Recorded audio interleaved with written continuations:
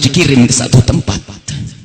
Kita harus dibawa ke satu tempat, jangan dibayangkan orang lain. Anda yang dibawa, Anda yang dimandikan oleh orang-orang, Anda yang dikafani oleh orang-orang, dan saat itu pun Anda diangkat di atas kepala orang-orang. Jangan berbangga Anda tidak jadi kemanten saat itu.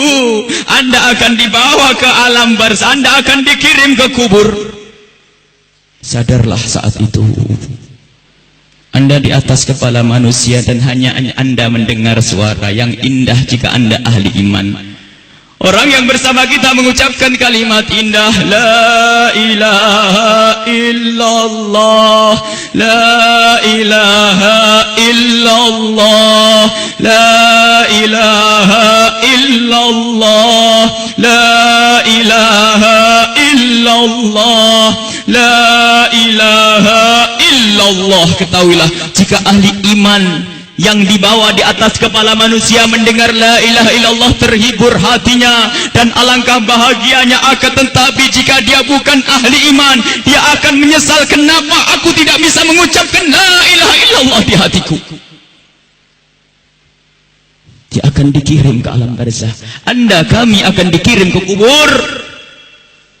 Dan kita pun dibawa oleh orang-orang, sadarlah. Dan setelah kita sampai di kubur, orang-orang ternyata sudah menyiapkan kita liang lahat. Di situ telah digalikan oleh orang-orang buat kita. Dan tidak lama kemudian orang ada yang memeluk kita, ada yang merangkul kita, dan itu ternyata rangkulan untuk melepaskan kita di kubur. Kita akan dibawa, dimasukkan ke kubur dengan pelan, dan dimasukkan ke kubur dengan pelan. Mana kasur empuk yang pernah kita bangga-banggakan, mana mobil mewah yang kita bangga-banggakan, mana rumah megah yang kita bangga-banggakan itu.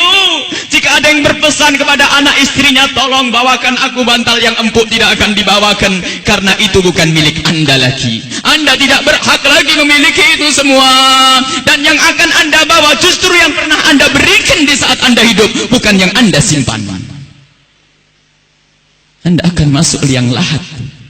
Sadarilah ini. Anda akan masuk liang lahat. Dan wajah yang di saat Anda dicaci orang marah, di saat Anda diejek orang marah karena Anda merasa dihinakan, ketahuilah wajah yang Anda sombongkan saat itu ternyata harus ditarik kainnya dan ditempelkan ke bumi, tanah asal kita, ditempelkan kita ke bumi.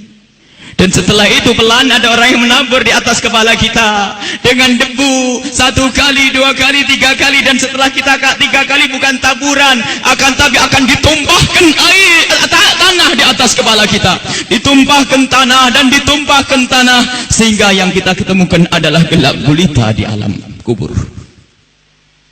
Seperti yang disabdakan oleh Nabi Muhammad, sungguh saat itu orang di dalam kubur bisa mendengar terompah kaki orang yang berjalan di atas kepalanya. Dan saat itu pun Anda, kami mendengar orang-orang berjalan.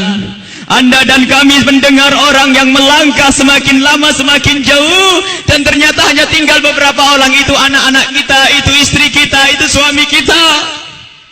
Dan mereka pun ternyata tidak mau bertahan lebih dari setengah jam. Setelah itu pun mereka melangkahkan kaki, dan suara kaki itu semakin jauh. Dan ketahuilah, saat inilah kita memetik amal perbuatan kita di dunia. Saat inilah kita akan merasakan apa yang pernah kita tanam waktu kita hidup di dunia. Anda ahli salat, Anda ahli ibadah, ketahuilah sebelum kedatangan malaikat mungkar nakir, ternyata Anda banyak yang menziarahi Anda, banyak yang datang. Ada yang mengucapkan salam, assalamualaikum. Anda menjawab, waalaikumsalam, siapa engkau? Suara itu menjawab, aku adalah sholat malammu dulu. Ada lagi yang datang mengucapkan salam, assalamualaikum. Lalu Anda menjawab, waalaikumsalam, siapa engkau? Aku adalah sedekahmu dulu. Assalamualaikum. Lalu Anda menjawab, waalaikumsalam, siapa engkau? Dia menjawab bahasanya, aku adalah kemaksiatan yang pernah engkau tinggal, aku adalah baktimu kepada orang tuamu, aku amal-amal soleh ternyata pada berdatangan, amal-amal soleh berdatangan menemani Anda. bersama Anda saat itu. Dan ketahuilah, Anda tidak akan gentar dan tidak akan takut di saat berhadapan dengan makhluk Allah yang bernama malaikat Munkar dan Nakir. Anda tidak takut lagi saat itu, karena Anda ditemani amal-amal baik. Maka di saat malaikat Munkar Nakir datang, Anda pun tidak bergetar, Anda pun tidak gentar, Anda tidak takut. Dan saat itu malaikat pun menampilkan sesuatu yang indah. Karena apa? Melihat orang ini ditemani oleh hal-hal yang baik, sehingga ia pun mengucapkan salam dengan syahdu, mengucapkan salam dengan penuh keindahan, lalu berkata, Man Rabbuk wa man nabiyuk, dan begitu seterusnya. Kami akan ditanya, siapa Tuhanmu, siapa nabimu? Karena di hati Anda ada iman, hati Anda ada cinta kepada Allah dan Rasulnya, di hati Anda ada cinta kepada ulama-ulama Allah, maka sesungguhnya saat itu lidah Anda akan mengucap begitu mudah.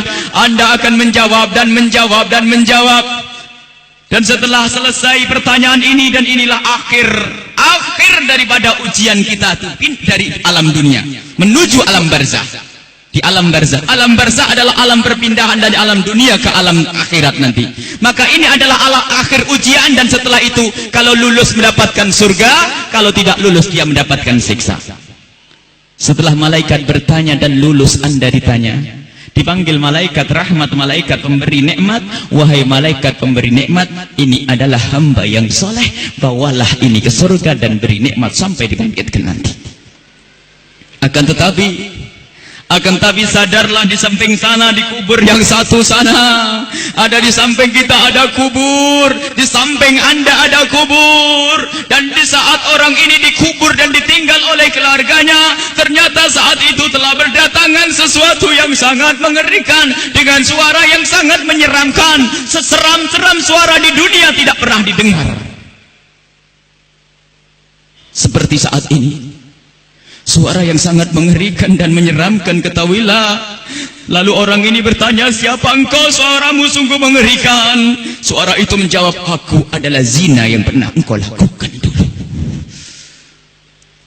Suara lebih seram lagi, lalu orang ini bertanya, siapa engkau?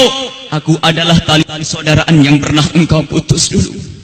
Siapa engkau? Aku adalah salat yang pernah engkau tinggal. Siapa engkau? Aku adalah durhakaku kepada suamiku. Siapa engkau? Aku adalah tempelengan kepada istrimu. Siapa engkau? Aku adalah dusta, dan seterusnya dan seterusnya. Kalau orang ahli maksiat sungguh saat itu ditemani oleh amal-amal jeleknya, dan saat itu sudah takut dan takut dan takut sebelum kedatangan malaikat Munkar Nakir. Semoga Allah menjaga kita dari didatangi oleh amal-amal jelek. Akan tapi kita semua punya amal jelek. Ya Allah, ampuni dosa kami.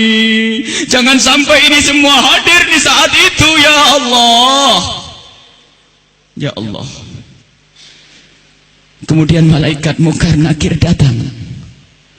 Bagaimana ya kalau ini kita?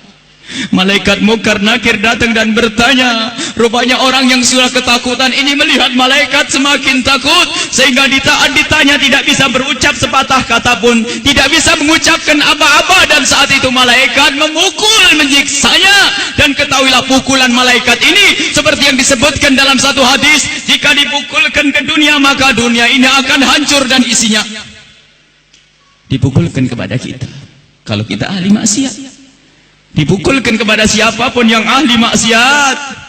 Dan saat itu setelah selesai diuji dan ditanya, maka malaikat ini berkata kepada malaikat penyiksa, wahai malaikat pemberi siksa, ini hamba Allah yang bermaksiat, siksalah dia hingga nanti dibangkitkan. Ini yang harus senantiasa kita hadirkan. Kenapa Rasulullah pernah memerintahkan, aktsiru min dzikri hadzimil ladzat, sering banyaklah menyebut kematian, agar kita sadar bahwasanya kita juga akan mati, lalu mempersiapkan kematian ini. Al-kayyisu man dana nafsahu lima ba'dal maut. Orang cerdas itu yang mempersiapkan untuk kehidupan setelah mati. Seorang sahabat bertanya kepada Nabi Muhammad, ya Rasulullah, ayyun nasi akyas, orang apa yang paling cerdas ya Rasulullah?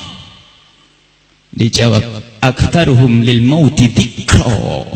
Yang paling sering menyebut kematian, yang paling sering mengingat kematian.